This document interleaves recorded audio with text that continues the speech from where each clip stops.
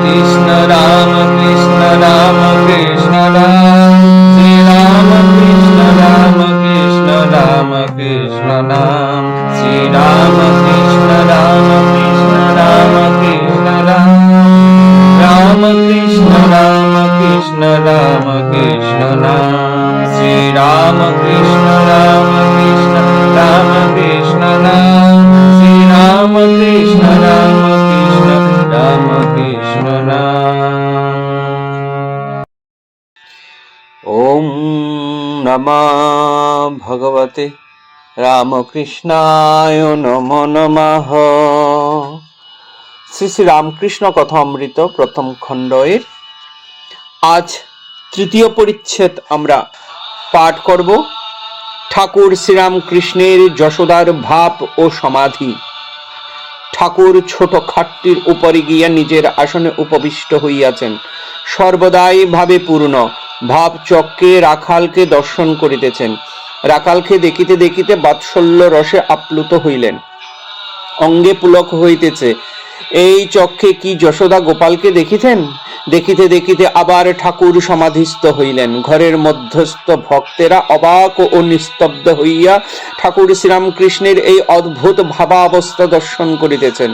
কিঞ্চিত প্রকৃতিস্থ হইয়া বলিতেছেন, রাখালকে দেখে উদ্দীপন কেন হল? যত এগিয়ে যাবে ততই ঐশ্বর্যের ভাগ কম পড়ে যাবে। সাধকের প্রথম দর্শন হয় দশভুজা ঈশ্বরী মূর্তি, সে মূর্তিতে ঐশ্বর্যের বেশি প্রকাশ। তারপর দর্শন দ্বিভুজা, তখন 10 হাত নাই, অত অস্ত্র শস্ত্র নাই। তারপর গোপাল মূর্তি দর্শন, কোনো ঐশ্বর্য নাই, কেবল কচি ছেলের মূর্তি। এরও পরে আছে কেবল জ্যোতি দর্শন।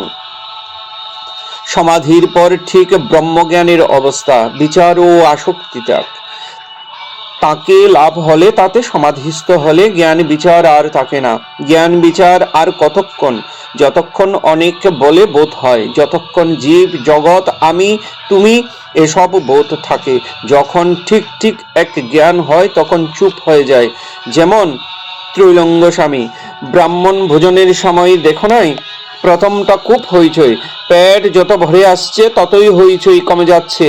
যখন দধি মুন্ডি পড়ল তখন কেবল সুপ সাপ, আর কোনো শব্দ নাই। তারপরেই নিদ্রা সমাধি, তখন হইচই আর আদৌ নাই। মাস্টার ও প্রাণকৃষ্ণের প্রতি অনেকে ব্রহ্মজ্ঞানের কথা কয়, কিন্তু নিচের জিনিস লয়ে থাকে, ঘর বাড়ি টাকা মান ইন্দ্রিয় সুখ।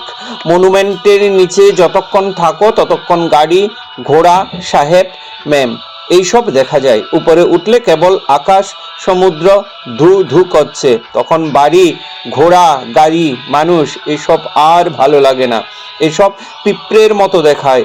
ব্রহ্মজ্ঞান হলে সংসারাসক্ত কামিনী কাঞ্চনে উৎসাহ সব চলে যায়, সব শান্তি হয়ে যায়। কাঠ পোড়বার সময় অনেক পরপর শব্দ আর আগুনের ঝাঁঝ, সব শেষ হয়ে গেলে ছাই পড়ল, তখন আর শব্দ থাকে না।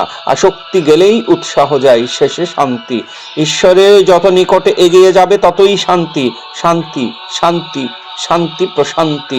গঙ্গার যত নিকটে যাবে ততই শীতল বোধ হবে, স্নান করলে আরো শান্তি।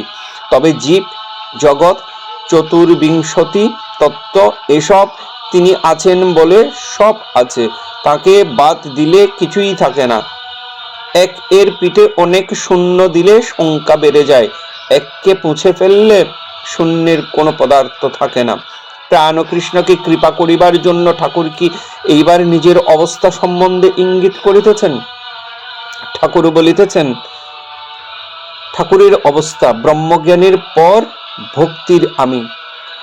ঠাকুর বলিতেছেন, ব্রহ্মজ্ঞানের পর সমাধির পর কেহ কেহ নেমে এসে বিদ্যার আমি ভক্তির আমি লয়ে থাকে।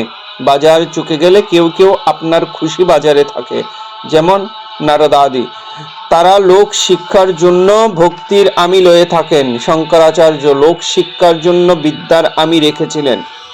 একটু আসক্তি থাকলে তাকে পাওয়া যায় না। সুতার ভিতর একটু আশ থাকলে ছুঁচের ভিতর যাবে না। যিনি ঈশ্বর লাভ করেছেন তার কাম ক্রোধাদি নাম মাত্র, যেমন পোড়া দড়ি, দড়ির আকার, কিন্তু ফুদিলে উড়ে যায়। মন আসক্তি শূন্য হলেই তাকে দর্শন হয়। শুদ্ধ মনে যে যা উঠবে সে তারই বাণী। শুদ্ধ মনও যা, শুদ্ধ বুদ্ধিও তা, শুদ্ধ আত্মাও তা, কেননা তিনি বই আর কেউ শুদ্ধ নাই, তাকে কিন্তু লাভ করলে ধর্মাধর্মের পার হওয়া যায়। এই বলিয়া ঠাকুর সেই দুর্লভ কণ্ঠে রামপ্রসাদের গান ধরিলেন।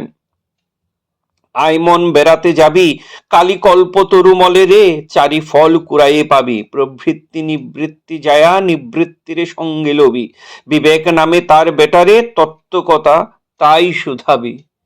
এখানেই তৃতীয় পরিচ্ছেদের সমাপ্তি।